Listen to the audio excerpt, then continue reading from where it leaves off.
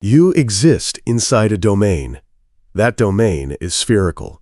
Its diameter spans 93 billion light-years. Beyond that boundary, reality continues. Galaxies persist. Stars kindle. Planets revolve without witness. Their radiation will never illuminate your eyes. Not in 10,000 lifetimes. Because expansion isn't static, it's aggressive. Everything receding accelerates outward. The farther something moves, the faster it flees past the barrier of observable reach. This isn't theoretical speculation. This isn't metaphorical language. This is what instruments measure. Precise observations from space-based telescopes, from decades of systematic study, from the faint prehistoric radiation permeating everything. The information reveals something more disturbing than most comprehend. Humanity occupies no central position. We inhabit a volume of space-time that happens to be proximate enough for radiation to arrive before cosmic expansion severs the connection permanently. Everything beyond, the infinite remainder of existence, the overwhelming bulk of what actually is, remains concealed past an event boundary we cannot traverse. But listen to what happens next. The structure we observe. This restricted zone of visibility contains properties that shouldn't exist. The spatial geometry aligns perfectly. One component in 10 multiplied by itself 62 times over.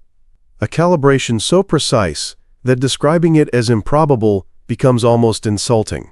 Without mechanism, without some explanation originating in the initial instant of time, that equilibrium defies statistical likelihood. Yet the mechanism proposed for how it occurred points towards something remarkable. Our reality might lack singularity.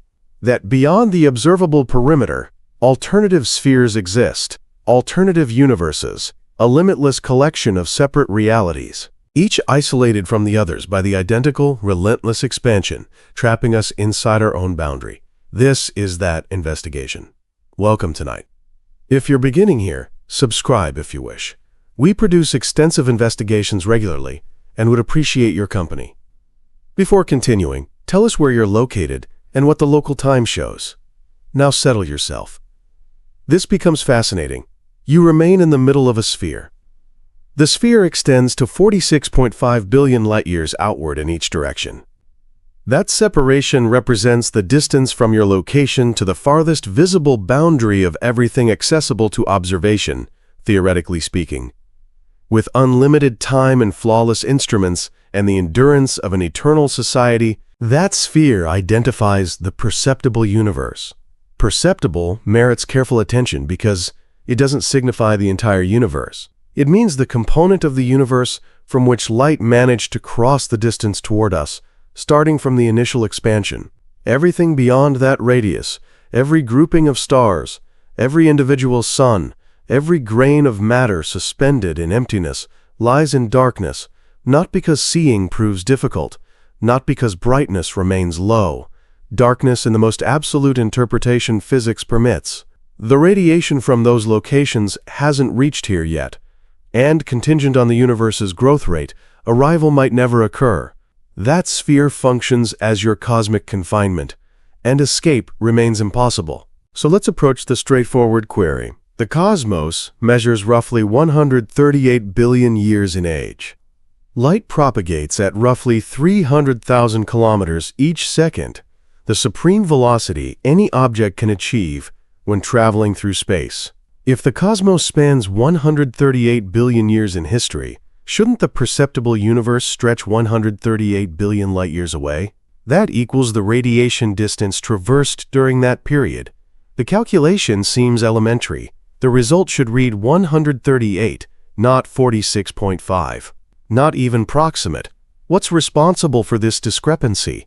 The explanation involves space itself, the light speed limitation, the barrier we learned as children. The cosmic velocity ceiling enforced by relativity applies to matter traveling through space. An electromagnetic particle, a vessel, a body of matter, any object holding mass or energy cannot exceed the light barrier relative to the local space-time. That regulation is fundamental. However, space itself isn't constrained this way. Space isn't something that moves. Space provides the framework. The framework behaves however it wishes. Space expands. Space does this continuously since the cosmos began. Not expanding into anything, merely expanding, enlarging, stretching, producing additional separation between locations previously adjacent. It perpetually expands, since the initial seconds. Consider this scenario. Imagine a stellar system releasing a photon 14 billion rotations prior. Shortly after the initial singularity burst, that photon commenced traveling toward us, traveling at the light maximum. During its motion, space continued growing. The separation between ourselves and the original star increased. The photon kept traveling at light velocity, yet the target kept moving farther outward. By the time the photon ultimately reached our planet, the stellar system that generated it had been transported substantially farther out by space growth itself. Currently, that stellar system doesn't exist at a distance of 14 billion light-years. It exists roughly 30 or 40 billion light-years away, depending on expansion magnitude throughout the photon's passage. We observe the stellar system as it existed 14 billion years previously. But its present location, its actual position at this moment, is far more distant. That's why the perceptible cosmos stretches at 46.5 billion light-years, despite the cosmos being merely 138 billion years old. Space manipulated the situation. It repositioned the objective as the radiation moved across the gap. Let's give this definition more rigor. The perceptible universe is characterized as the space region from which radiation managed to cross the void toward us, beginning from the initial expansion. That encompasses everything visible through optical apparatus, everything detectable through electromagnetic instruments, everything measurable through any radiation type. If radiation departed a galaxy yesterday and travels toward our planet, that galaxy sits within the perceptible universe. If radiation departed a galaxy in the far future and eventually reaches us, that galaxy technically sits within the perceptible universe, supposing space doesn't expand too aggressively and strands it permanently out of reach. However, if a space region exists sufficiently distant that no radiation has reached us yet, and if expansion accelerates enough that radiation never will reach us, that space region remains external to the perceptible universe permanently. We'll never observe it. We'll never detect it. We'll never comprehend what exists there. It might contain star formations matching ours. It might remain vacant. It might hold structures we lack terminology for. Irrelevant. It's gone. The number 46.5 billion light-years originates from meticulous measurement of space expansion, combined with mapping of the ancient radiation field, which we'll examine subsequently. Scientists employ a measurement called a gigaparsec, which approximates 326 billion light-years. The perceptible universe measures approximately 14.26 gigaparsec in extent. Calculating this yields 46.5 billion light-years, give or take. The entire width edge to edge across the center spans approximately 93 billion light-years. That's the sphere. That's the container. That's everything we're able to access. Even hypothetically, even with limitless resources and lifespans and creativity. Here's something that breaks conventional thinking. The perceptible universe isn't equivalent for every observer. If you relocated to a galaxy 20 billion light-years away, your perceptible universe would be another sphere. It would continue measuring 46.5 billion light-years extending outward. Yet it would include space regions we cannot observe, and exclude space regions we can. Every consciousness in existence possesses their distinct bubble, their distinct boundary, their distinct perimeter. Earth occupies no center position. We're merely at the middle of our perceptible universe, which communicates something completely different. The cosmos lacks a center, or, if one exists, we cannot determine its location. The perceptible universe isn't a physical construction. It's a restriction imposed by radiation velocity limits and cosmos history. It's a consequence of existing in a cosmos that commenced at a moment in history and in which communication cannot exceed light velocity. The bubble isn't stationary. It's growing. Perpetually, radiation from previously invisible space regions surpasses the border and becomes accessible. In that regard, the perceptible cosmos keeps expanding continuously. Additional space enters our observation threshold as photons accomplish their multi-billion-year trajectories toward our location. Simultaneously, expansion accelerates sufficiently that certain galaxies we observe right now are being transported away so quickly they'll eventually exit our perception. The radiation we're receiving right now will be the final radiation we ever obtain. Viewing civilizations, if they examine skies in 1 trillion years, will perceive a substantially emptier view. Star formations, presently observable, will have withdrawn so far that their radiation never arrives again. The perceptible cosmos simultaneously grows and contracts depending on measurement approach. More ancient radiation arrives. More remote galaxies depart. Both happen concurrently. There's an additional layer. The light speed constraint relativity and forces on things inside the cosmos doesn't constrain the cosmos itself. That's not an exception. That's the law. Matter cannot travel through space exceeding light speed. However, receding galaxies don't move through space when they escape us. They remain relatively fixed in their immediate space region. The space between ourselves and them expands. Visualize 2 insects positioned at opposite corners of an elastic fabric. Pulling the fabric outward, the insects separate, yet neither walks. That's what occurs across cosmic scales. Galaxies aren't zooming away from us. Space is stretching. Space can stretch as aggressively as it wants. Galaxies can withdraw from us at velocities exceeding the light limit without defying physics. Actually, distant galaxies recede more quickly because more space sits between us and them. All that space expands. Beyond a specific separation, expansion velocity becomes so extreme that radiation from a galaxy will never arrive regardless of waiting duration. That separation marks the perceptible cosmos boundary. What happens beyond the boundary? The simplest response is more cosmos. Likely significantly more. The cosmos is possibly boundless, without spatial edges. That's contemporary cosmology's preferred assessment. The initial expansion didn't happen at a location. It occurred everywhere simultaneously. Space didn't explode outward from a position.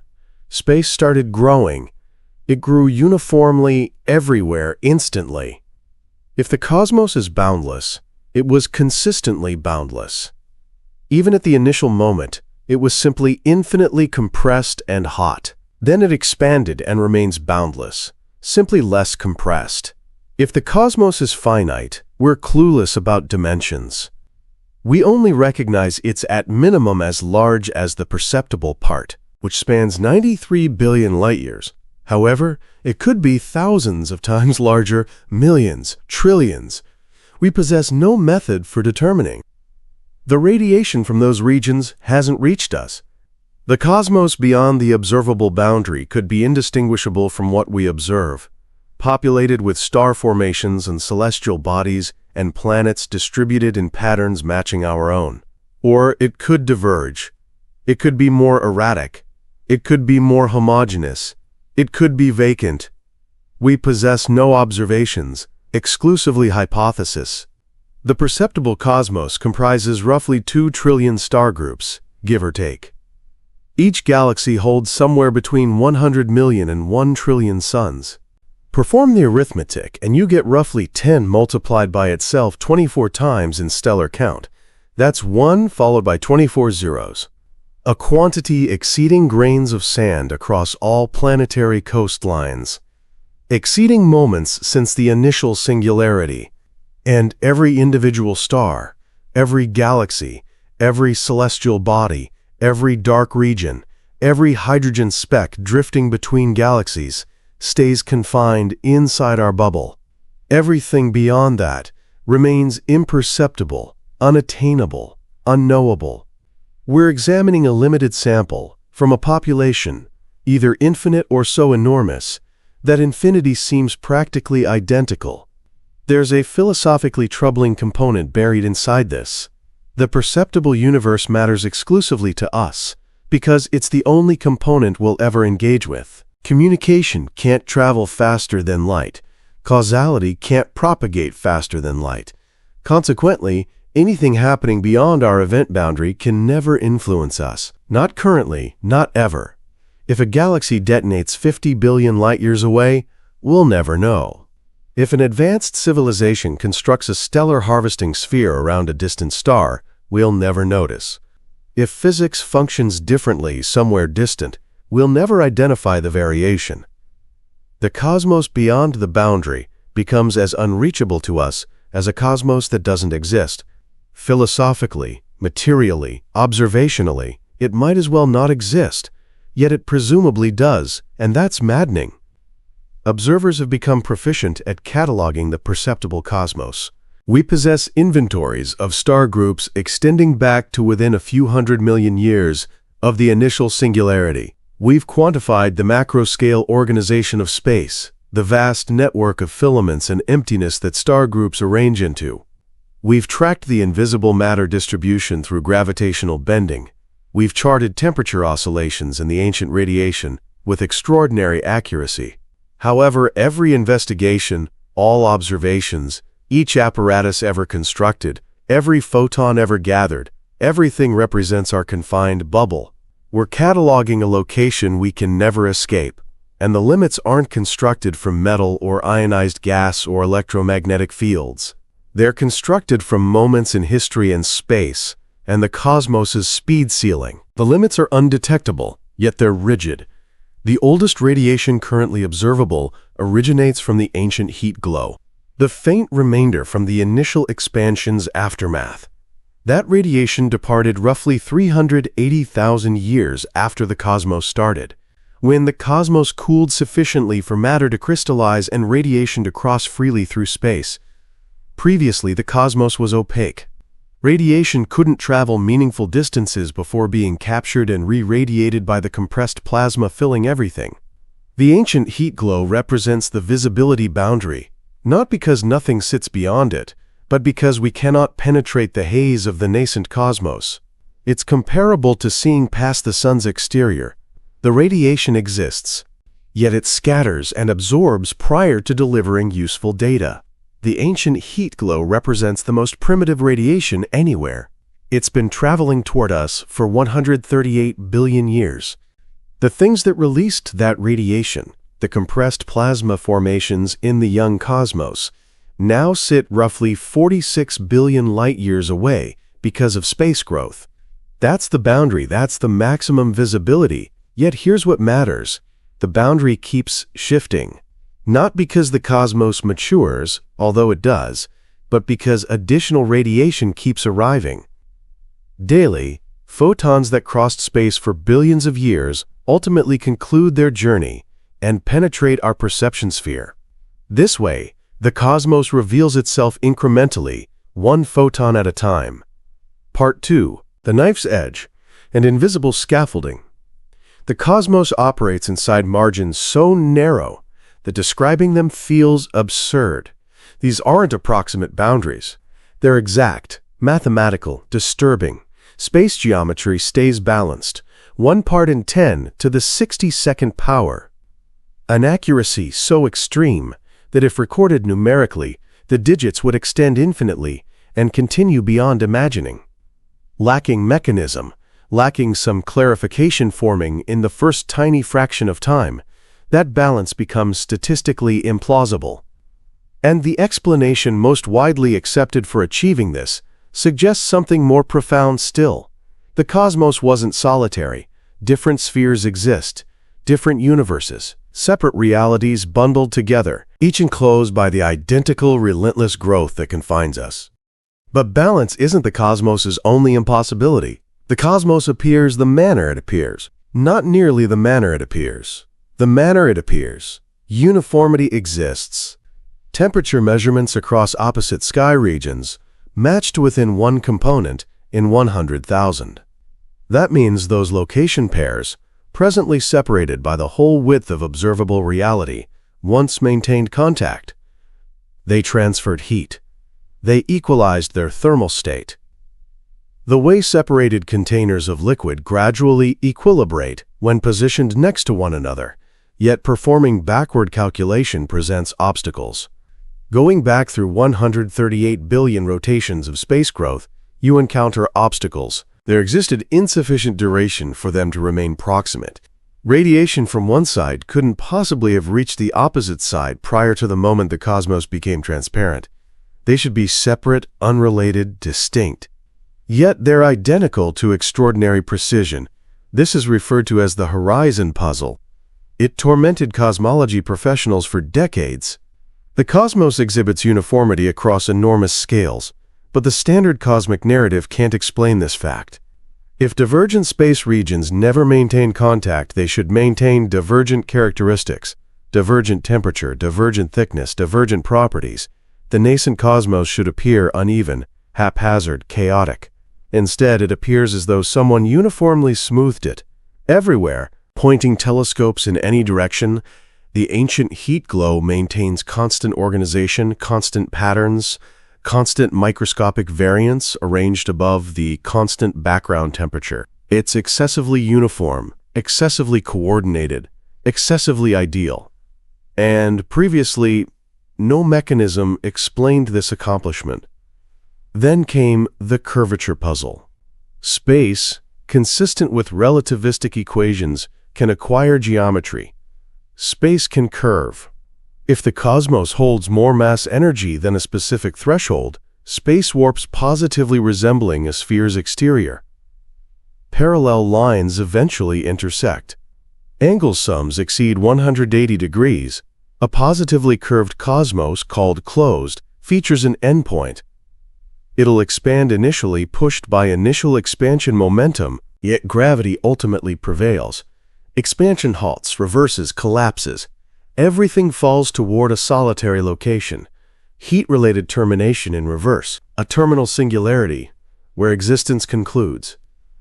If the cosmos contains insufficient mass energy, space warps negatively resembling a saddle contour. Parallel lines diverge. Angle sums stay below 180 degrees. A negatively curved cosmos, called open, expands indefinitely. Not merely indefinitely, but with acceleration. Galaxies separate increasingly quickly until the universe becomes a frigid, vacant expanse. Stars perish. Remnants disappear. Ultimately, perhaps even fundamental particles decay, leaving only space growing progressively colder and more barren until nothing meaningful survives.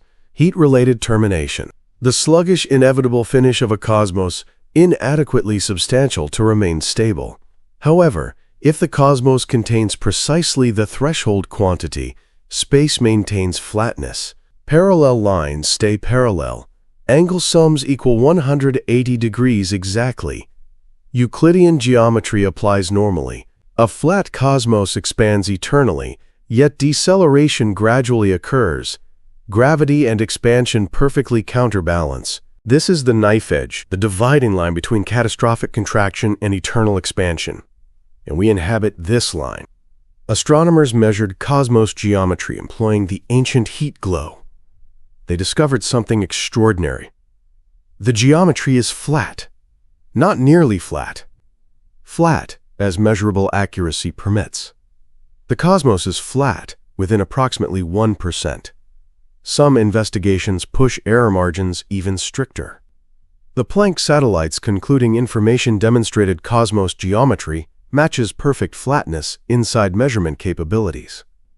The thickness parameter scientists label omega reads 1, not 1.1. Within experimental noise. That seems beneficial. It means space remains easy, Euclidean, foreseeable, without peculiar curvature to worry regarding. Triangles behave as expected. Parallel lines act predictably. The cosmos becomes mathematically straightforward. Except trouble emerges. Flatness is delicate. Intensely, catastrophically delicate. And us inhabiting a flat cosmos currently indicates something absurd had to happen in the young cosmos to establish it this manner. Here's the reason. Matter and radiation quantity in the cosmos changes across time as space grows. In a flat cosmos, thickness reduces at precisely the magnitude necessary to maintain omega equivalent to 1. The cosmos expands, matter spreads, thickness decreases. Yet the threshold thickness also decreases equivalently, because the threshold hinges on growth magnitude. Therefore, omega stays at 1 indefinitely.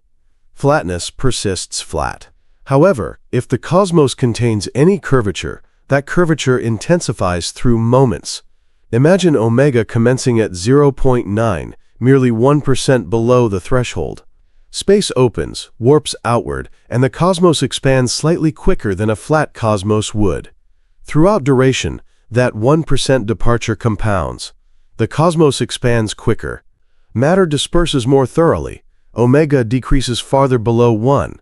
After a handful of billion years, omega could be 0.5. Billions additional and it's 0.1. The cosmos becomes increasingly open. Curvature intensifies. Galaxy separation increases so substantially that they sever causal connection. Organization becomes harder because insufficient matter stays concentrated for star and galaxy creation. Ultimately, you end up within a cosmos appearing nothing resembling ours. Identical processes occur if omega commences above 1. A minimally closed cosmos becomes progressively closed over duration. Omega grows. Curvature strengthens. Finally, growth reverses before stars get time to ignite. Flatness represents the exclusive stable outcome. It's exclusively stable if omega commences at precisely 1. Divergence, regardless of magnitude, becomes magnified. The pencil collapses. The cosmos tips toward one direction or the other. And here we are, 138 billion years following the initial expansion, inhabiting a cosmos where omega stays 1. Meaning omega had to be incredibly proximate to 1 in the young cosmos. Not merely proximate, absurdly, impossibly well calibrated to a precision that creates mental discomfort when performing the arithmetic. Let me execute the arithmetic. Or at minimum, outline it. At one rotation following the initial expansion, the cosmos was hot, compressed, and expanding with tremendous speed. If you determine what omega required to be at that instant for the cosmos to maintain flatness currently, you obtain a number very proximate to 1. How proximate? Inside roughly 1 component in 10 to the 15th, 1 component in 1 quadrillion. If omega at one rotation subsequent to the initial expansion had been 1.00000000001 with 15 zeros, the cosmos right now would be noticeably warped, either compressed and approaching collapse or spread and so distributed that clusters never formed. That's narrow. Nevertheless, it intensifies. Extend backward. At 1,000th of a rotation following the initial expansion, omega needed calibration to 1 component in 10 to the 21st. At 1/1,000,000th of a rotation, 1 component in 10 to the 27th. The farther backward you traverse, the stricter the restriction. Upon achieving the Planck-size duration, the absolute earliest instance where our physics functions, roughly 10 to the negative 43rd rotations following the initial expansion, omega needed correspondence to the threshold to inside 1 component in 10 to the 62nd. 1 component in 10 to the 62nd. I'll emphasize that because it's effortless to skip past. At the earliest instance we can characterize with contemporary physics, the cosmos's thickness needed alignment with the threshold to inside 1 component in 10 to the 62nd for the cosmos to end up flat currently. That's not an error. That's not hyperbole, that's the quantity. 10 to the 62nd means a 1 trailed by 62 zeros. It exceeds the particle quantity inside the perceptible cosmos by over 100 billion times over. It exceeds the Planck measure quantities, the teeniest feasible space units, encompassed within the whole perceptible universe. Attempting to hit that accuracy by coincidence means better fortune, obtaining every lottery every day for 1 billion rotations, simultaneously experiencing lightning strikes whenever buying tickets. That's insufficiently extreme. Attempting to balance a stick vertically, not on a uniform surface, on the extremity of a stick inside an earthquake, blindfolded, with an atomic scale stick, and the earthquake happening on a mass of gelatin. That's still insufficient. That's inadequate. That's nowhere close. The cosmos didn't merely end up flat by coincidence. It was positioned with medical-grade accuracy. Alternatively, something compelled it to be flat, something that wasn't coincidental, something featuring a system. This is the curvature puzzle in its complete, appalling detail. The cosmos is flat, currently.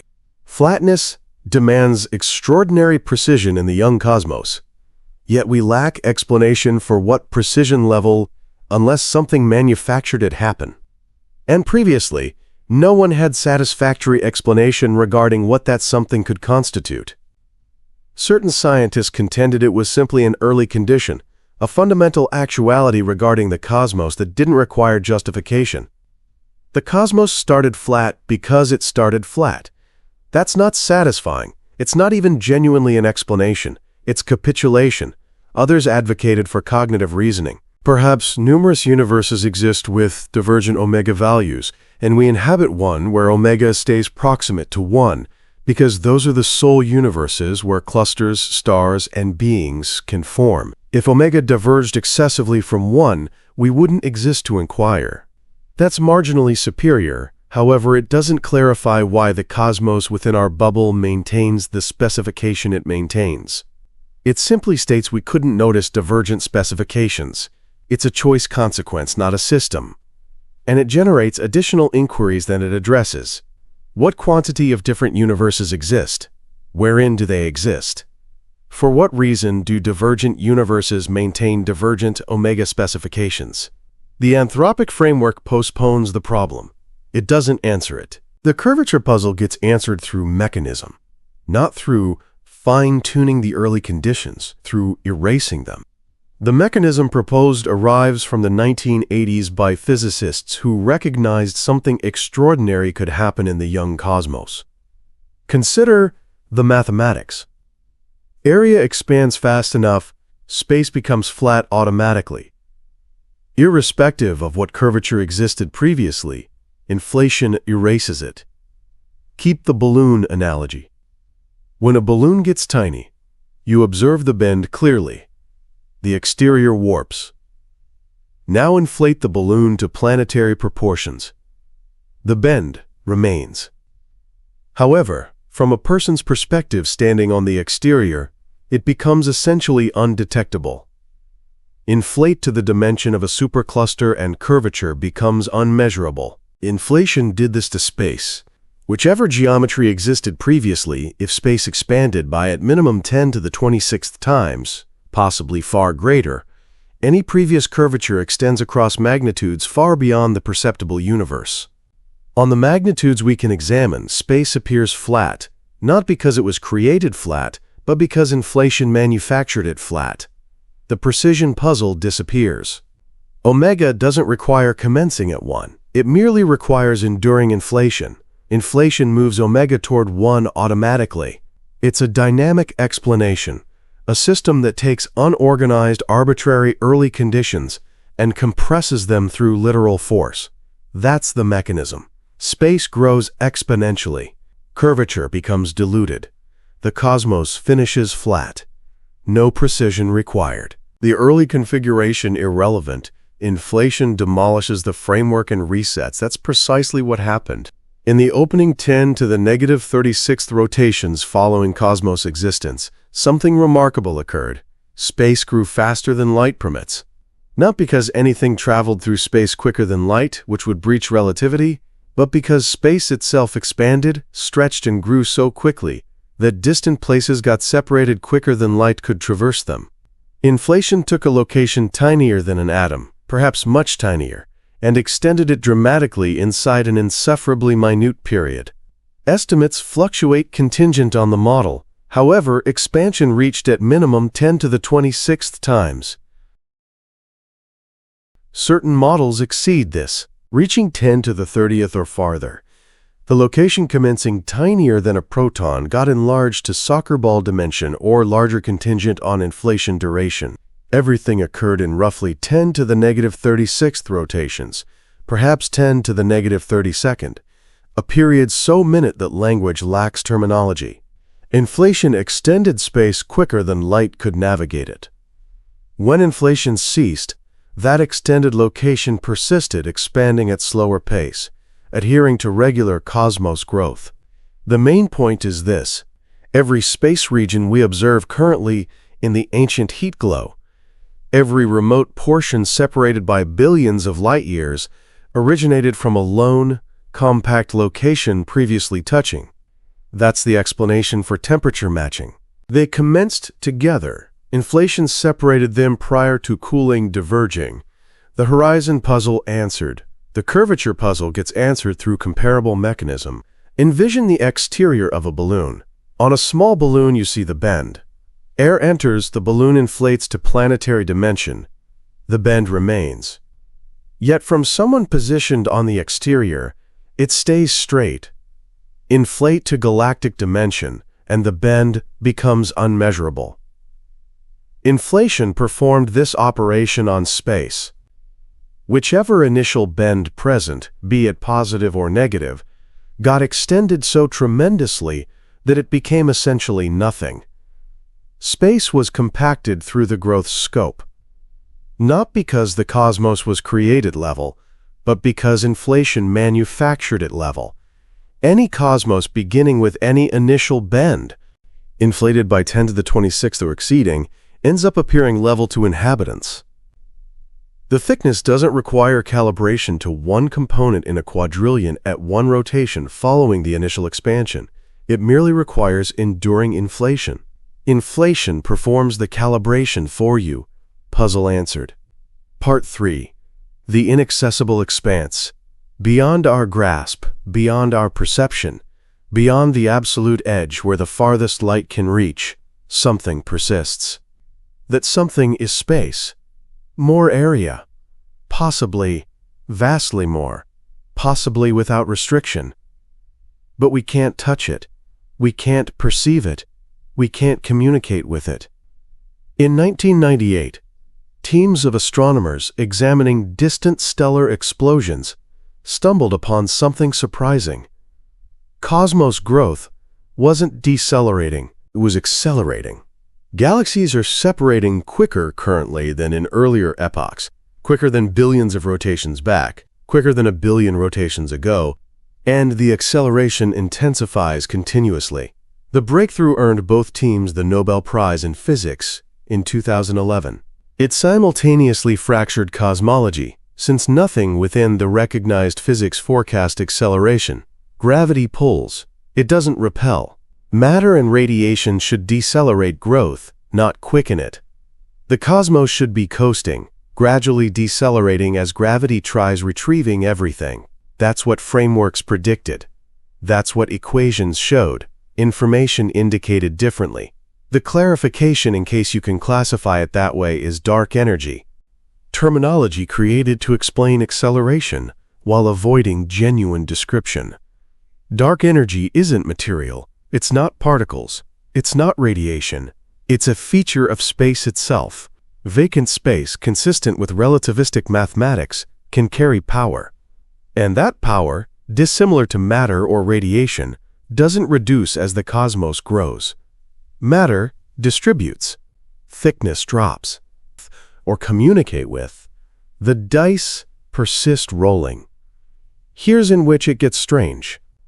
The bubbles don't maintain equivalent characteristics.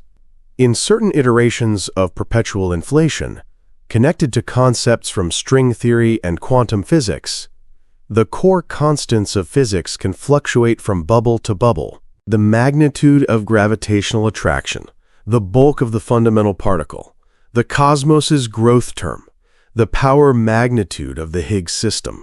Every one of these quantities, which we determine in our cosmos and consider invariant, might just be ecological coincidences regarding how the field decayed in our unique bubble.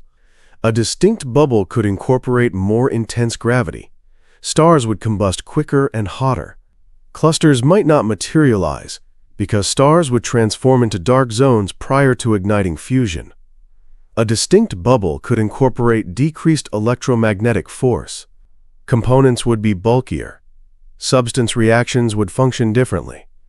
Chemicals elaborate sufficient to maintain information might not be steady. A distinct bubble could incorporate a cosmos growth term, 1,000 moments bigger than ours. Space would multiply so vigorously that material could never group into clusters. The cosmos would be vacant, obscure, barren. Every bubble is a distinct experiment, a distinct collection of starting conditions and physics policies. And the vast bulk of them are probably hostile to existence. This is in which the cognitive framework enters the discourse. The cognitive framework, in its most elementary expression, states that the cosmos's characteristics we examine must be suitable with the existence of consciousness. We're unable to quantify a cosmos wherein existence is unachievable, since we wouldn't remain to perform the quantifying. It's a choice consequence, a repetition certainly. Yet in the context of perpetual inflation, it transforms into an instrument. If there are boundlessly many bubble universes featuring divergent characteristics, and merely a minute fraction of them have the correct circumstances for stars and planets and substance and existence, subsequently the reality that we discover ourselves in one of those infrequent bubbles isn't shocking. It's unavoidable. We couldn't persist in the bubbles, wherein gravity proves excessively intense, or the cosmos growth term proves excessively enormous, or the fundamental particle bulk proves incorrect. Consequently, we don't perceive those bubbles. We perceive this, the one wherein the quantities occur to sit in the narrow margin permitting sophistication to materialize. That fails to describe why our bubble maintains the quantities it maintains. It merely describes why we're present to pose the inquiry. The fine-tuning puzzle, the reality that the cosmos's core quantities seem absurdly precisely calibrated regarding existence, has troubled physicists for generations. Modify the intense nuclear force magnitude by a handful of %, and atomic nuclei destabilize. Modify the down quark bulk by a tiny quantity, and protons decay. Modify the cosmos growth term by numerous magnitudes, and clusters don't materialize. The parameters sit balanced on a point. Modify them marginally, and you receive a barren cosmos. Previously to perpetual inflation, the exclusive explanations constituted either were absurdly fortunate. There's a deeper framework, forecasting the quantities must maintain those specific magnitudes, or a manufacturer established the parameters. None of those selections prove satisfying. Perpetual inflation delivers a fourth possibility. Numerous universes persist. Almost all of them are barren. We exist in among the infrequent ones that isn't. The fine-tuning receives described by choice prejudice. We don't occupy a typical cosmos. We occupy a livable one. And habitable universes in a boundless cosmos are guaranteed to persist, even if they're vanishingly uncommon. Alan Guth, addressing technological media, placed it directly. Whenever inflation initiates, it doesn't completely cease. It perpetually keeps going, generating a cosmos of pocket universes. We're inhabiting in one among these pocket universes. That's not hypothesis, that's what the frameworks forecast. Inflation doesn't end internationally, it ends regionally. Our perceptible cosmos is a regional location wherein inflation concluded and a hot initial expansion commenced. Yet the procedure that manufactured our bubble remains functioning. It remains manufacturing bubbles. It'll maintain manufacturing bubbles indefinitely. The cosmos is not fine-tuned regarding existence. Existence emerged in among the universes wherein the quantities occurred to permit it. And that cosmos is the one singular cosmos we can ever perceive. The response to the reason is since nothing more profound. Since choice prejudice on a cosmos-wide magnitude. Since nothing deeper. Part 5. The boundary between science and unknown. Certain physicists despise this principle. They contend that evoking the cosmos to describe fine-tuning constitutes capitulation. It's abandoning the investigation for a more profound framework, describing the reason the quantities maintain the specifications they maintain. If you're able to describe anything by declaring it transpires somewhere inside the cosmos, you've ceased performing science and commenced conducting inventory. You're cataloging what persists instead of describing why it persists. Others maintain that the cosmos is the more profound framework. It's what the mathematics forecast. Whenever inflation is legitimate, and the proof strongly indicates it is, subsequently perpetual inflation consequently exists. The cosmos doesn't represent a getaway. It's a result. Declining to acknowledge it because you find the viewpoint uncomfortable doesn't constitute science. It's flavor. The actuality probably resides in between. Perpetual inflation represents a possible forecast of inflationary cosmology, yet it's not confirmed. The cosmos, supposing it exists, stays almost completely unreachable, which creates it difficult to examine in the ordinary manner. Nevertheless, unreachable doesn't indicate irrelevant. The presence of the cosmos, if genuine, would essentially alter how we examine our position in existence. The perceptible cosmos wouldn't be the cosmos. It'd be a consequence amongst boundlessly multiple. The cosmos's base quantities wouldn't be fundamental. They'd be ecological. The inquiry of the reason the cosmos operates, how it functions, would transition from the reason, does the cosmos maintain these characteristics, to the reason do we find ourselves inhabiting a bubble utilizing these characteristics. And the reply to that subsequent inquiry is comprehensible since we couldn't persist in a bubble with divergent characteristics. The cosmos additionally reframes what arrives afterward. Perpetual inflation implies that farther beyond our border, additional bubbles keep originating perpetually. Presently, right this second, a brand new cosmos is generating from inflating space. A brand new initial expansion is starting. Brand new clusters will materialize. Brand new stars will ignite. Brand new planets will shape. Perhaps brand new existence will surface. Perhaps brand new consciousness will rise. They'll examine their skies, calculate their ancient heat glow, and think if they're solitary. They'll strike equivalent limitations, equivalent boundaries, and they'll never comprehend we're present, just like we'll never comprehend they're present. The cosmos isn't a unified organism. It's a grouping of confined regions, everyone sealed from all the others, everyone examining its distinct area of feasibility, and the inflating space dividing them guarantees they'll never touch. This separation is permanent. Presently, the cosmos's termination boundary sits at roughly 16 billion light-years.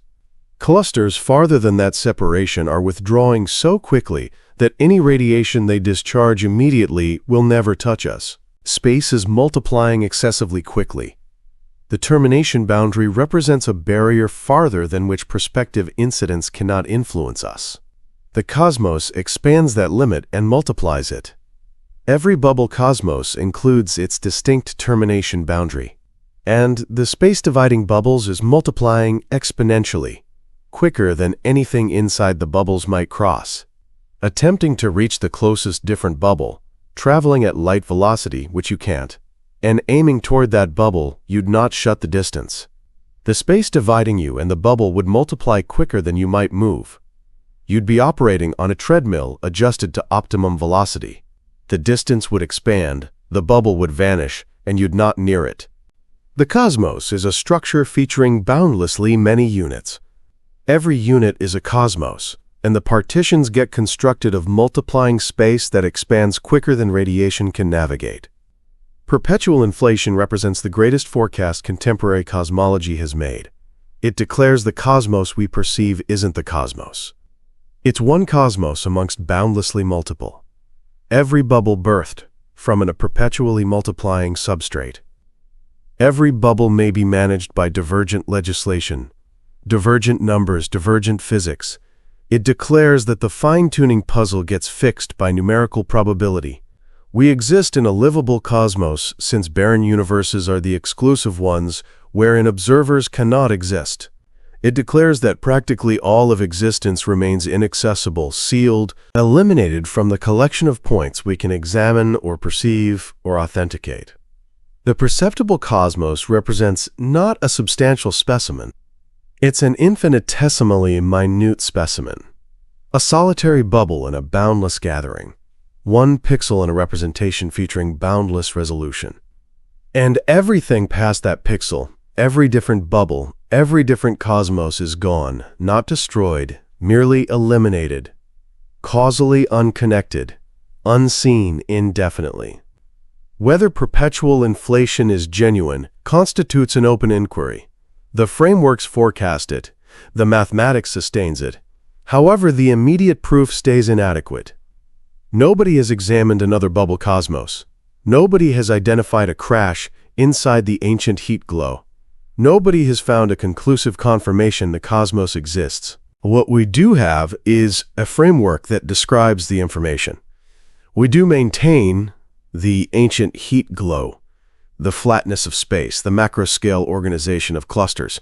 That framework naturally forecasts perpetual inflation as a result. You're able to consent to the framework and refuse the cosmos, yet that demands justifying the reason the forecasts you prefer are legitimate and the forecasts you don't prefer aren't. That isn't a powerful placement scientifically. Alternatively, you're able to consent to the framework and consent to the cosmos, recognizing that it could be untestable, that it could persist indefinitely in the area of educated hypothesis instead of authenticated actuality. That proves uncomfortable. Yet, discomfort constitutes not a cause to dismiss a framework. Science consistently includes uncomfortable concepts. Relativity declares there's no universal duration. Quantum physics declares components persist in superposition till examined. Relativity declares space itself curves. Every one of those concepts seemed uncomfortable whenever they were novel. Every single one obtains presently authenticated. Perpetual inflation could pursue the equivalent pathway, or it may not. The exclusive method to determine consists of persisting to quantify, continuing to improve the frameworks, and observing if the cosmos delivers us a clue. Presently, we're maintained with a forecast, a possibility, a framework, that declares the perceptible cosmos is a single bubble in a probably boundless cosmos. And that cosmos, supposing it exists, stays nearly totally invisible, past the radiation, past the boundary, past the perimeter of comprehending. We've invested the preceding sections mapping the perimeter of all visible, 46.5 billion light-years in every direction.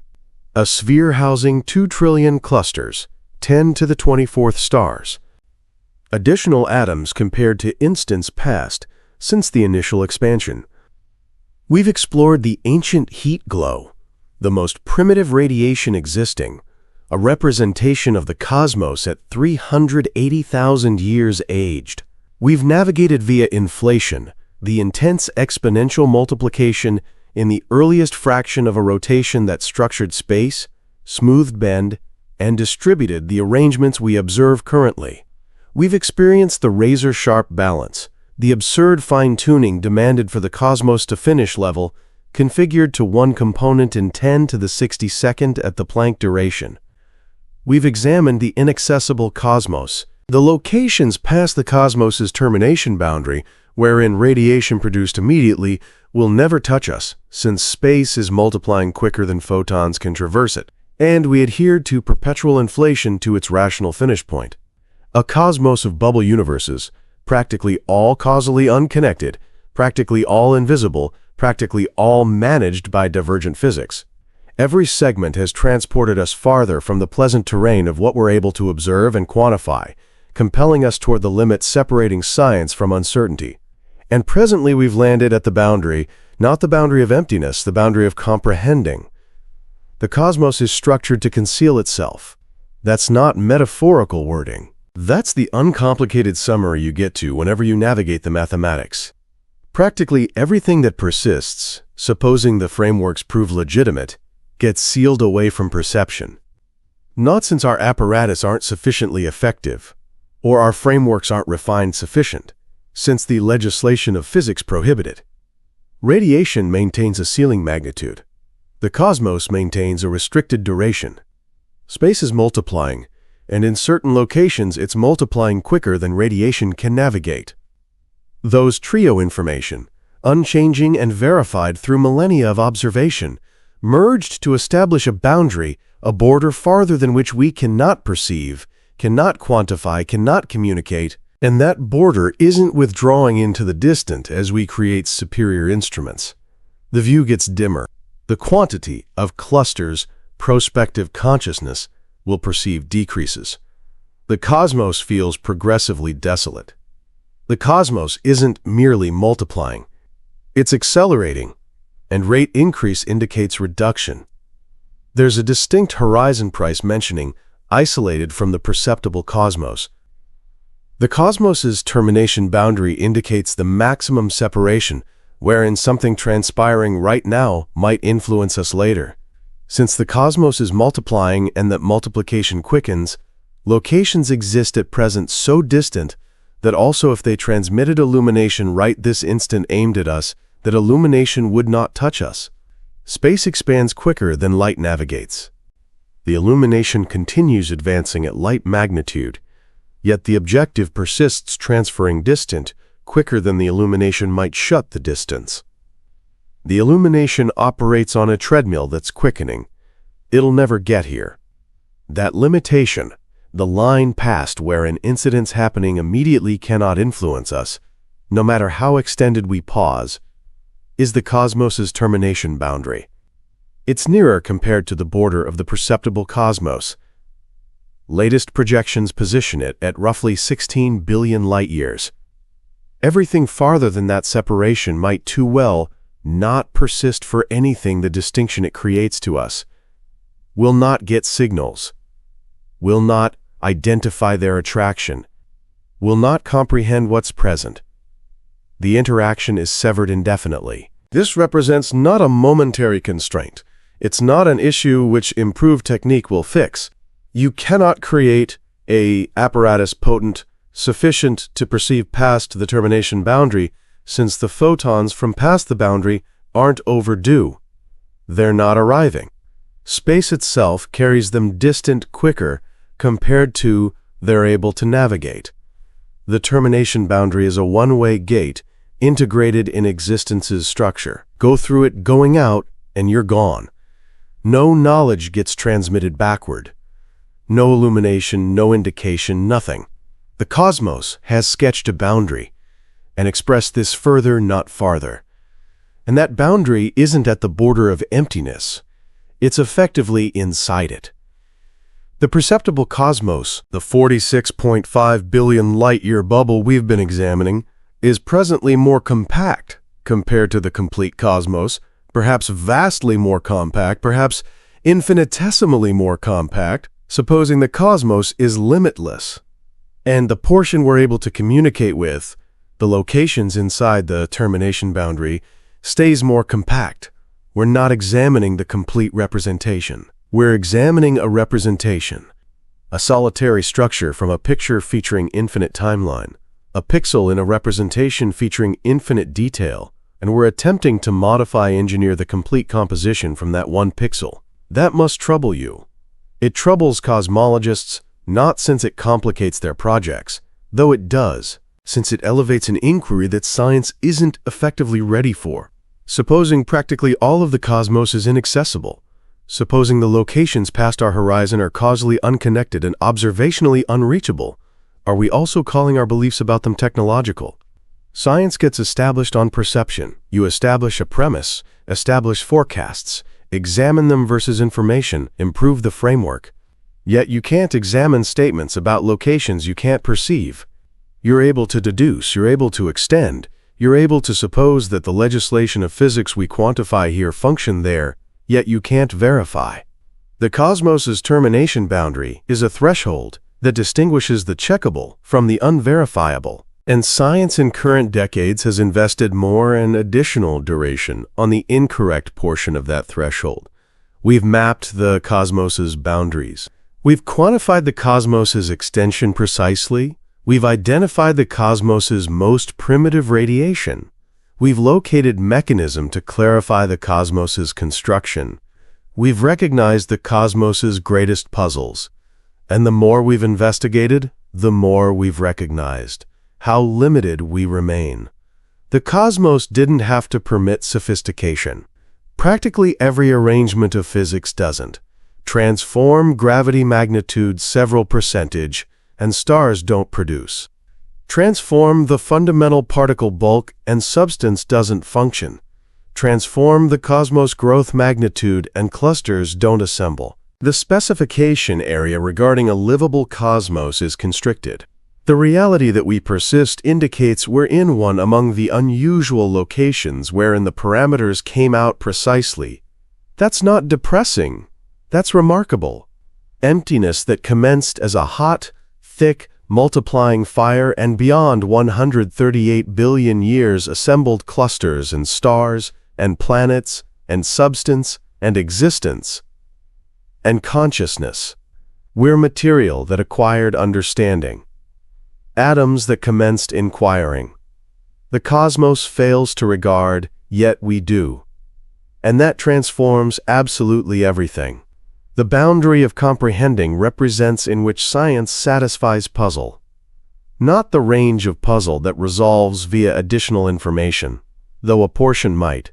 The range of puzzle that might be permanent, the range that requires us to consent there are queries we're able to create precisely yet might not ever address. The cosmos, the structure we exist in, is bigger compared to we're, older, increasingly intricate, and it's arranged in a manner that guarantees we'll not perceive everything it. Practically everything that persists, supposing the frameworks prove legitimate, is invisible, unreachable, sealed away, past boundaries, we're able to explain numerically, yet not cross physically. And will have to coexist alongside that. Energy quantity per unit diminishes, yet dark energy stays invariant. Supplement additional space, and you supplement additional dark energy. The energy thickness remains constant, regardless of cosmos magnitude, and energy within relativity warps space-time. Constructive energy thickness from matter and radiation warps space in methods that pull components together. However, dark energy carries negative pressure. It warps space in methods that push components distant. The expanded space you generate, the expanded dark energy, the stronger the push. It's a feedback loop. Growth manufactures additional space. Additional space indicates more dark energy. Increased dark energy implies quicker growth. The sequence feeds itself and remains feeding for billions of years. Dark energy comprises around 68% of the cosmos's complete power content. Invisible matter, the unseen element securing galaxies, comprises roughly 27%. Standard matter, the atoms comprising stars and planets and humans, represents under 5%. We exist in a cosmos controlled by things we lack comprehension of. Invisible matter at minimum generates gravitational consequences we're able to assess. We're able to delineate its circulation utilizing gravitational bending. We're able to examine its grouping around galaxies and organization into the macro-scale framework.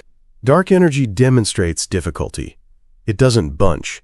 It doesn't interact with anything except space itself. The exclusive method we comprehend its existence is by computing the velocity remote galaxies withdraw and recognizing the magnitude is intensifying. That's it. That's the complete observational foundation. Distant stellar explosions are less luminous than they should be if growth were slowing. Consequently, something propels space distant. We classify it dark energy in progress. The most straightforward explanation regarding dark energy is the cosmological term, a component Einstein introduced to his equations in 1917 and afterwards termed his greatest mistake. He introduced it to keep the cosmos static, balanced between gravitational contraction and growth. Then Hubble found the cosmos was expanding, and Einstein dropped the term.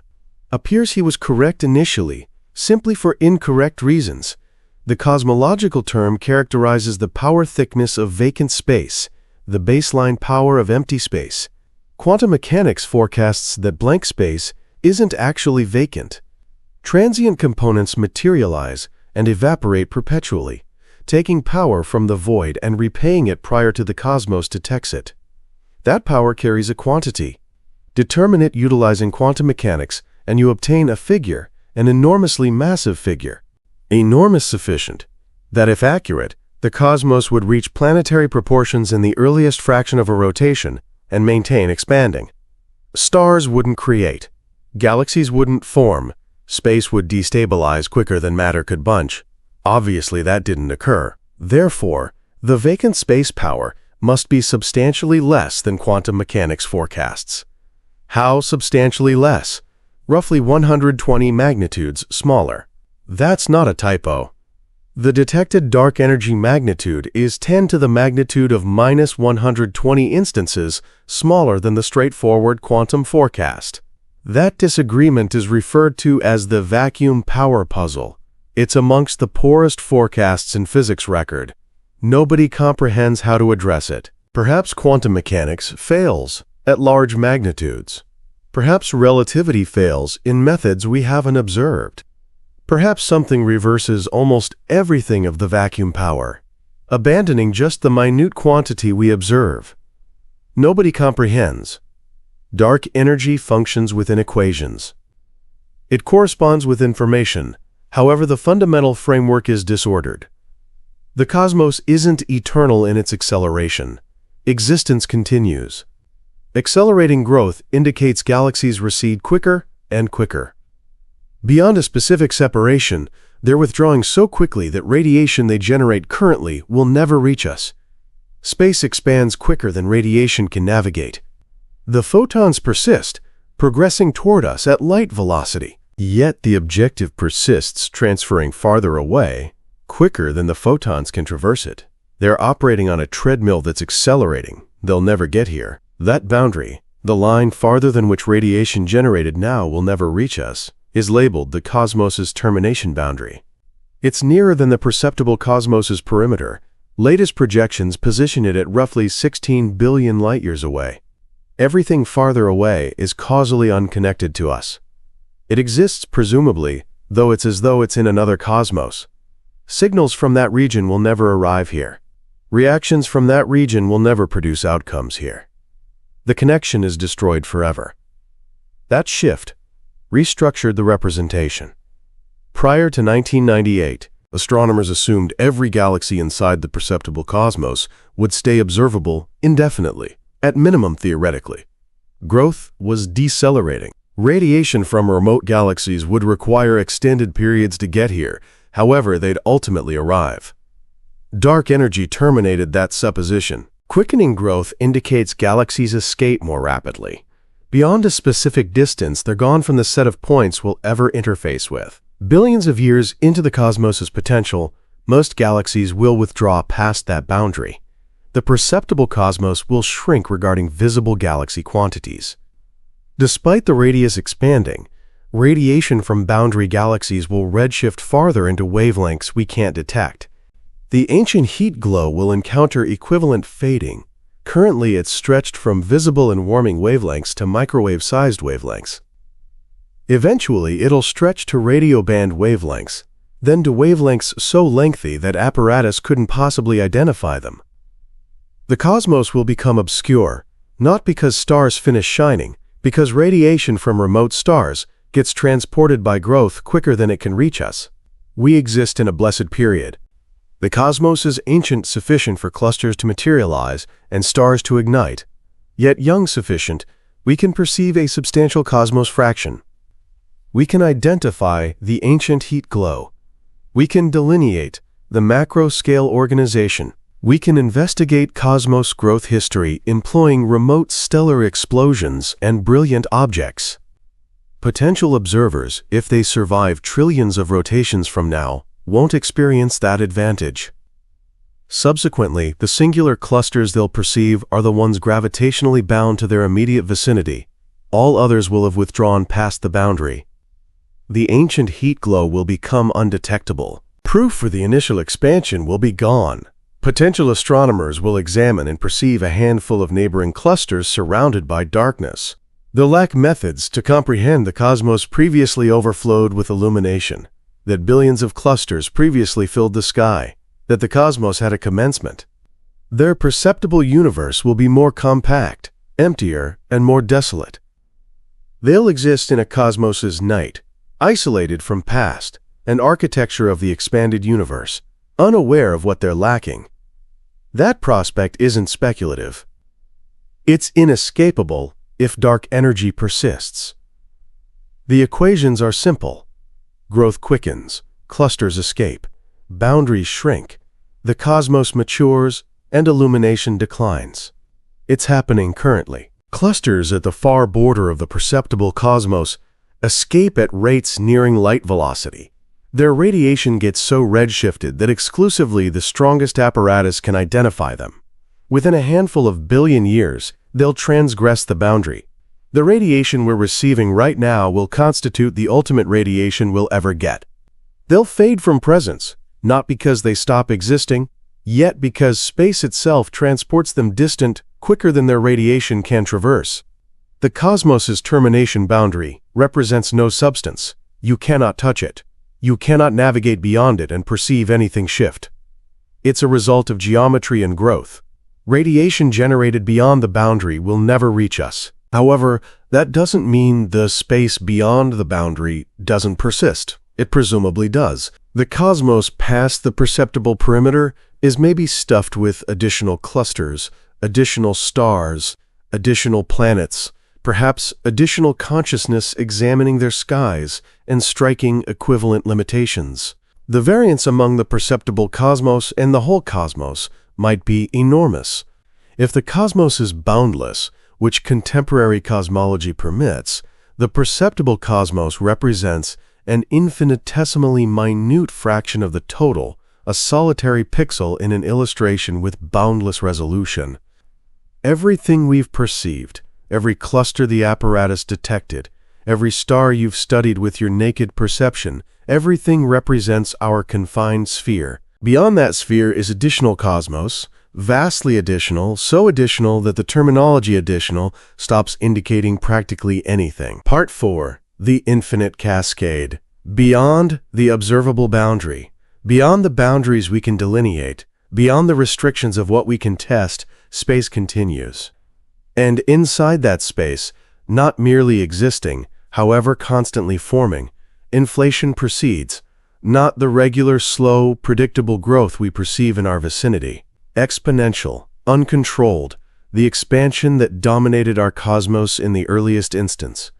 This isn't speculative imagination presented as technical analysis. This is a forecast emerging normally from the mathematics of inflationary frameworks that already describe the ancient heat glow, the flatness of space, and the macro-scale arrangement of galaxies. Inflation, it turns out, proves straightforward to commence.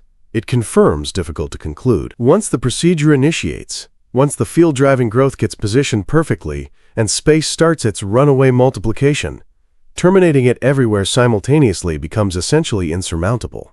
Inflation concludes in locations, bubbles, regions of space. Our perceptible cosmos is one of those bubbles. A location where inflation ceased roughly 138 billion years back, and the hot, thick, expanding cosmos we comprehend right now commenced.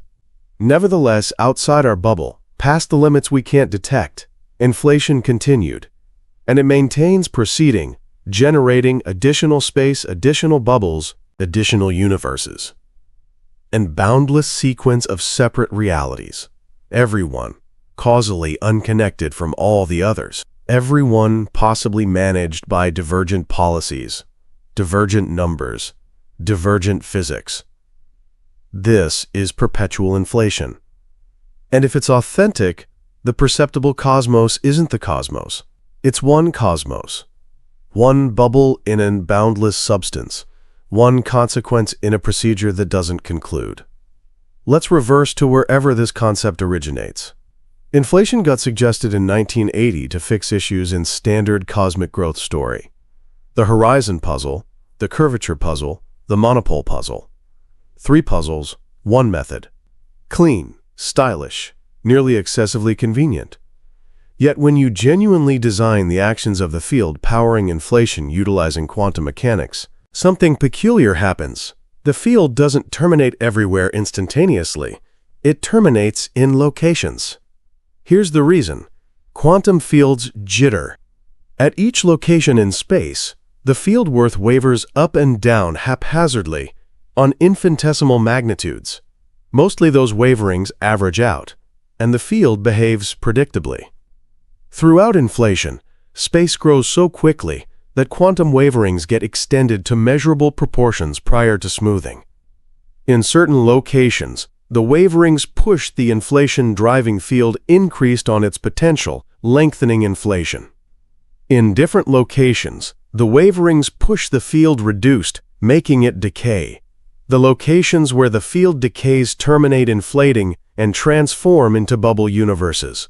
The locations where the field gets thrust, increased, persist inflating, and they inflate quicker because they carry increased power. Those inflating locations grow exponentially, manufacturing additional space, and that brand new space inherits the equivalent field featuring identical quantum waverings.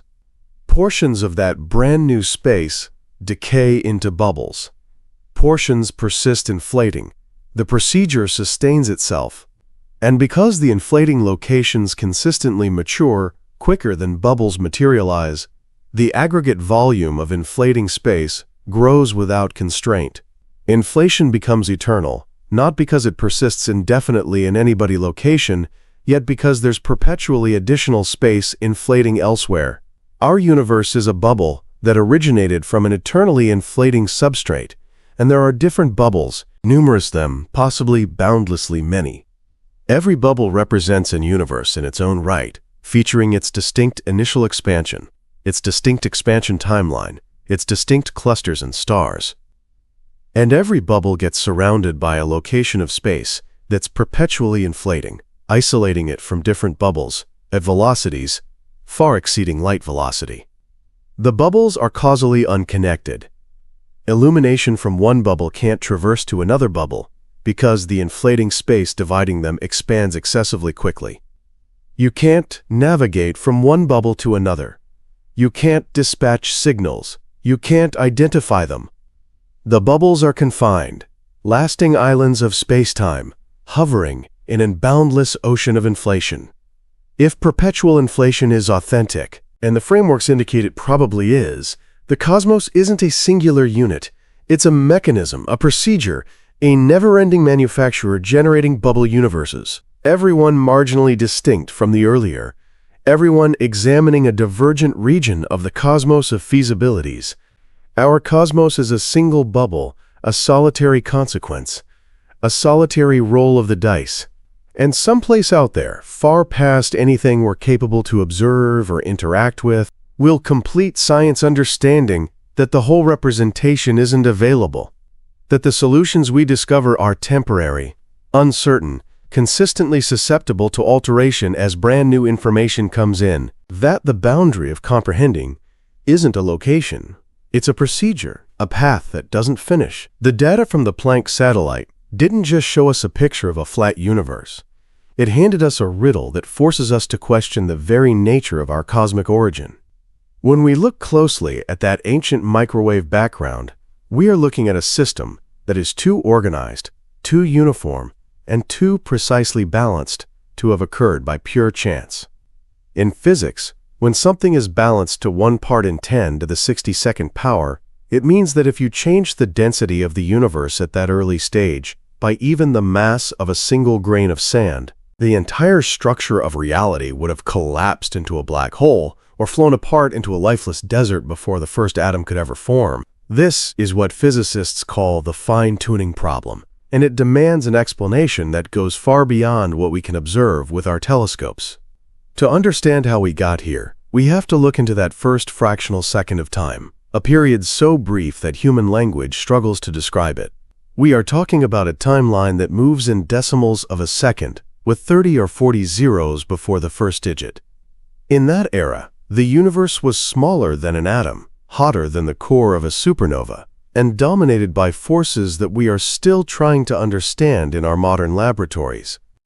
And it is in this extreme environment that the leading explanation for our flat, uniform universe takes shape. It is a concept called cosmic inflation, and if it is true, it means our 93 billion light-year bubble is just a drop of water in an infinite ocean. According to the theory of inflation, the universe didn't just expand smoothly from a hot, dense point. Instead, it experienced a momentary burst of hyperexpansion so violent that it defies imagination. In a fraction of a second, a patch of space that was infinitesimally small was stretched by a factor of 10 to the 26th power or more. To put that into perspective, that is the equivalent of taking a DNA molecule and instantly stretching it until it is wider than the entire observable universe is today. This rapid stretching didn't just make the universe bigger, it ironed out the fabric of space itself. Any curvature that existed before inflation was flattened out completely, just like the surface of a wrinkled balloon becomes perfectly smooth and flat to a microscopic ant when you inflate it to the size of a planet. This hyperexpansion also explains why the cosmic microwave background is the same temperature on opposite sides of the night sky. Before inflation occurred, the universe was small enough that all its parts were in direct contact with one another. Heat could flow from one region to another, balancing out the temperatures and creating a uniform state of thermal equilibrium. Then, inflation took hold and ripped those regions apart, driving them away from each other faster than the speed of light. By the time inflation shut off, these balanced regions were separated by distances so vast that light could no longer bridge the gap, leaving them frozen in time as a testament to their shared origin. But the most profound realization of inflation is that it might never actually stop everywhere. The mathematics that describe the inflationary field suggest that it is a self-sustaining process. While inflation stopped in our local patch of space 13.8 billion years ago, allowing our Big Bang to happen, our stars to ignite, and our planet to form, it continues to rage on in other parts of the broader cosmos. In those distant regions, space is still expanding exponentially, constantly generating new pockets of calm space, new Big Bangs, and new universes. This is the concept of eternal inflation, and it leads directly to the idea of a multiverse. In this picture, reality is an endless, boiling ocean of inflating space, and our observable universe is just one tiny bubble floating within it. Beyond the edge of our 93 billion light-year horizon, there are other bubbles, each with its own boundary, its own unique history, and perhaps even its own variation of the laws of physics. Some bubbles might be filled with light and matter just like ours, while others might be dark, empty voids where gravity or electromagnetism operate differently. And because the space between these bubbles is still inflating at speeds greater than light, they are permanently sealed off from one another. We will never visit them, we will never see them, and we will never receive a signal from them. They are as real as our own world, yet completely beyond the reach of our science. This leaves us in a position that is deeply uncomfortable for many scientists. We are built to observe, to measure, and to verify. Yet the very theories that best explain the structure of our own visible sky tell us that the vast majority of what exists will remain forever hidden from our sight. We are locked inside our 93 billion light-year cell, looking out at a horizon that is not a physical boundary, but a limitation of time and light. Every day, the universe continues its relentless expansion, driving distant galaxies over the edge of our event horizon, shrinking our future and expanding the dark void that surrounds us. As we look up at the stars tonight, we are looking at a snapshot of a fleeting moment in cosmic history. We live in an era where the sky is still full of light, where galaxies are close enough to be mapped, and where the echoes of the creation event are still clear enough to be read by our instruments. But this era will not last forever. In 1 trillion years, the expansion of space will have driven every galaxy outside our local group beyond our horizon of sight. The cosmic microwave background will have faded into absolute nothingness, redshifted into wavelengths too long to ever be detected. Future civilizations living on planets orbiting distant stars will look up at a sky that is completely black, devoid of any evidence that a wider universe ever existed. They will conclude that they are alone in a dark, infinite void, with no way of knowing about the 2 trillion galaxies that once shared their space. But we are here now, in the golden age of cosmology, standing at the center of our tiny bubble of visibility, looking out into the deep dark. We have mapped the walls of our cage, decoded the message written in the oldest light in existence, and inferred the existence of a reality that stretches out into infinity beyond our sight. We may be confined to a single sphere 93 billion light-years across, but our minds have managed to reach past the edge of everything visible to grasp the true scale of the cosmos. The story of space is a story of horizons. It is a reminder that no matter how advanced our technology becomes, no matter how large our telescopes grow, we are ultimately participants in a grand cosmic drama that is mostly hidden from our view. We are a young civilization on a small planet, watching the light arrive from a distant past, while the rest of reality races away into the darkness, leaving us to wonder what else is out there, floating in the infinite space beyond the edge. This realization of our isolation is not a modern crisis. It is the ultimate conclusion of a cosmic story that began long before human eyes were around to witness it. When we talk about the size of our bubble being 93 billion light-years across, we are looking at a snapshot taken in a specific moment of cosmic history. The universe has not always been this size, nor will it remain this size. In the earliest days, the horizon of what was knowable was tiny, a localized bubble where points of matter were just beginning to feel the effects of expanding space. As time progressed, light had more time to travel, and so our horizon expanded. More and more of the cosmos entered into our view, revealing the intricate cosmic web of filaments and voids that we see today. But this process of expansion and discovery is reaching a tipping point, a threshold where the acceleration of the universe will begin to outpace the speed of light's ability to connect distant regions. We must understand that the acceleration of space is driven by a component of reality that we are only beginning to categorize.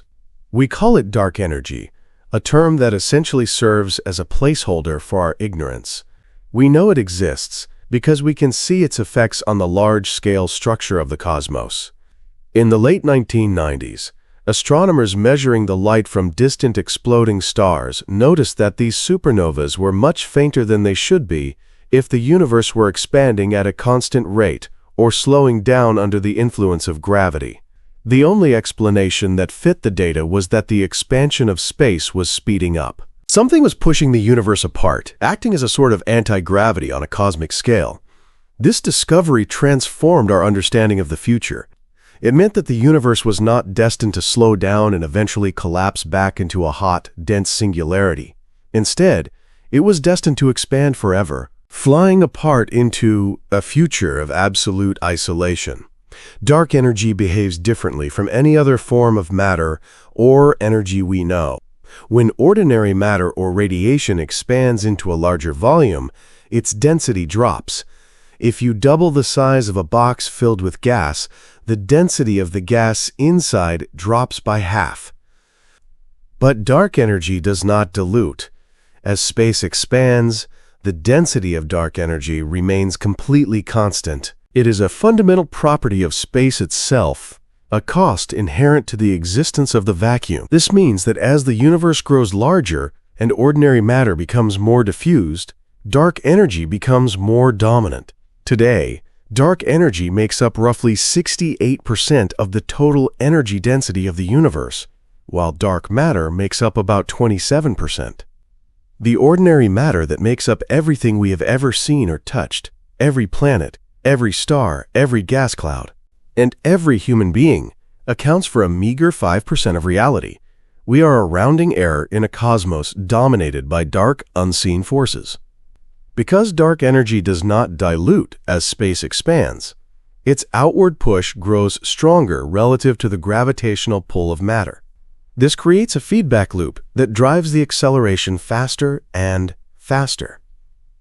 Right now, galaxies that are close to us, like the Andromeda Galaxy, are bound to us by gravity. We are moving toward each other, and billions of years from now, our galaxies will merge into a single massive system. But galaxies that are not gravitationally bound to us are being carried away by the expanding fabric of space. The farther away they are, the more space exists between us, and the faster they recede. Eventually, this recession speed crosses the threshold of light speed. This does not mean the galaxies are traveling through space faster than light. It means the space between us is stretching so rapidly that the distance is increasing faster than a photon can cross it. This process ensures that our cosmic jail cell is closing its gates. The galaxies we see at the edge of our telescopes today are already crossing the cosmic event horizon. The light they are emitting at this exact moment will never reach Earth. We can still see them because the light they emitted billions of years ago is still arriving, but we are looking at images of the past, at celestial bodies that have already been lost to our future. Over the course of hundreds of billions of years, this loss will become total. One by one, distant galaxy clusters will slip past the horizon of visibility, disappearing from our night sky forever. The universe will become a collection of isolated islands, each island containing a few galaxies bound together by gravity, surrounded by an infinite, expanding ocean of empty space. If we look at this situation through the lens of deep time, the philosophical implications are staggering. Imagine a civilization that arises on a planet inside our merged galactic remnant 1 trillion years from now. By that time, the expansion of the universe will have pushed every other galaxy so far away that their light will never reach this future world. The cosmic microwave background, the ancient echo of the creation event that allowed us to deduce the Big Bang, will have been redshifted into wavelengths so long and faint that it will be entirely undetectable. To these future astronomers, the sky will be completely empty outside their own local galaxy. If they build telescopes, they will see nothing but the stars of their own neighborhood. They will have no way of knowing that the universe was once filled with trillions of galaxies. They will have no way of knowing that the cosmos had a beginning or that it is expanding. Their science, based on perfect and accurate observations of their environment, will conclude that the universe is static, eternal, and consists of a single island of stars surrounded by an infinite, unchanging void. This thought experiment reveals a profound truth about our own place in time. We are incredibly fortunate to live in the specific era that we do. We live in a window of cosmic history where the universe is old enough to have formed complex structures like planets, stars, and intelligent life, but young enough that the evidence of its origin is still visible. We can see the galaxies fleeing from us, we can measure the leftover heat of the Big Bang, and we can map the large-scale distribution of matter. We are eyewitnesses to the youth of the cosmos. If we had arrived too early, the universe would have been too hot and dense for life to exist. If we arrive too late, the evidence of the wider universe will have been swept away over the cosmic horizon. We are living in the golden hour of cosmology, a brief moment where the past is still reachable and the future has not yet become completely dark. But the existence of our visible bubble and its eventual isolation forces us to confront the question of what lies beyond the horizon. If our 93 billion light-year sphere is just a local patch of visibility, how large is the rest of space? The short answer is that we do not know, and we may never know for certain. However, our observations of the cosmic microwave background provide a clue. By analyzing the tiny temperature fluctuations in that ancient light, we can determine the geometric shape of our observable universe. The data tells us that space is flat to within an incredibly small margin of error. In geometry, a flat surface can expand forever without ever curving back on itself. If the universe is truly flat on a global scale, then it is highly likely that space is infinite in extent. An infinite universe introduces concepts that challenge our understanding of reality. If space goes on forever, then the number of ways that particles can be arranged within a 93 billion light-year bubble is large, but finite. Quantum mechanics dictates that matter can only occupy a discrete number of configurations within a given volume. If you have an infinite amount of space and a finite number of particle arrangements, then by the laws of probability, those arrangements must repeat. This means that if you travel far enough beyond the edge of our observable universe, you will eventually encounter another bubble of space that is identical to ours. You would find another planet Earth, another solar system, and another version of yourself sitting down to read these exact words. Further still, you would find infinite variations, worlds where history took a different turn, worlds where the stars align differently, and worlds that are completely alien to anything we can comprehend. This is the spatial multiverse, a direct consequence of an infinite universe. It does not require parallel dimensions or alternate timelines. It simply requires that space keeps going forever. In this view, everything that is physically possible according to the laws of nature is happening somewhere out there in the dark, repeated an infinite number of times. The boundary that separates us from these alternate versions of reality is not a barrier of physics, but a barrier of distance. Because information cannot travel faster than the speed of light, and because the universe has only existed for 13.8 billion years, we are permanently isolated from our cosmic duplicates. We are trapped in our own specific version of the story, unable to ever verify the existence of the infinite others that exist beyond our horizon. But even this infinite expanse of space may be just one part of a larger architecture. As we explored through the theory of cosmic inflation, the mechanism that flattened our universe and set its initial conditions suggests that our Big Bang was not a unique event. If inflation is eternal, then the broader cosmos is a tapestry of independent bubble universes, each generated by its own localized drop in the inflationary field. In this scenario, the laws of physics themselves could vary from one bubble to the next. The fundamental constants that define our reality, the strength of gravity, the mass of an electron, the charge of a proton, might be different in a neighboring universe. In some of these universes, gravity might be too strong, causing the entire system to collapse back into a singularity before stars can form. In others, the forces that hold atoms together might be too weak, resulting in a universe filled with nothing but a uniform gas of subatomic particles, incapable of ever forming complex chemistry or life. We find ourselves in a universe with laws that are perfectly tuned for life, not because someone engineered it for us, but because we could not exist anywhere else. It is a selection effect on a cosmic scale. We are here to observe this specific bubble, because this is the bubble where the conditions allowed for the emergence of observers. This perspective shifts the way we view our place in nature. We are accustomed to thinking of our world as something solid, central, and permanent. But modern cosmology tells us that our entire visible universe is a fleeting, localized phenomenon. It is a pocket of calm space in a larger, chaotic multiverse that is expanding at speeds we cannot visualize.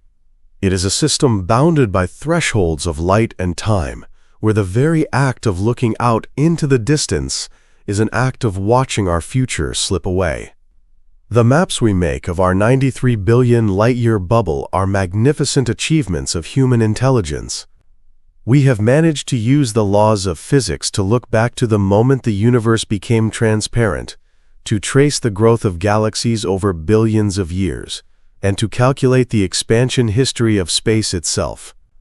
We have turned our telescopes into time machines, reading the history of creation written in the faint signals that arrive from the deep dark. But every map we draw comes with an invisible boundary line, a reminder that we are looking at a limited sample of a larger reality. As our instruments become more sophisticated, we will continue to refine our understanding of what lies within our bubble. We will find older galaxies, map dark matter with greater precision, and perhaps even discover the true nature of dark energy. But we will never see beyond the edge. The horizon will remain absolute, an ironclad law of a universe that is expanding too fast for its own light to keep up. We are standing on the shore of an island that is shrinking relative to the vastness of the ocean around it, watching the light from distant shores fade into the dark. This is the true nature of our cosmic situation.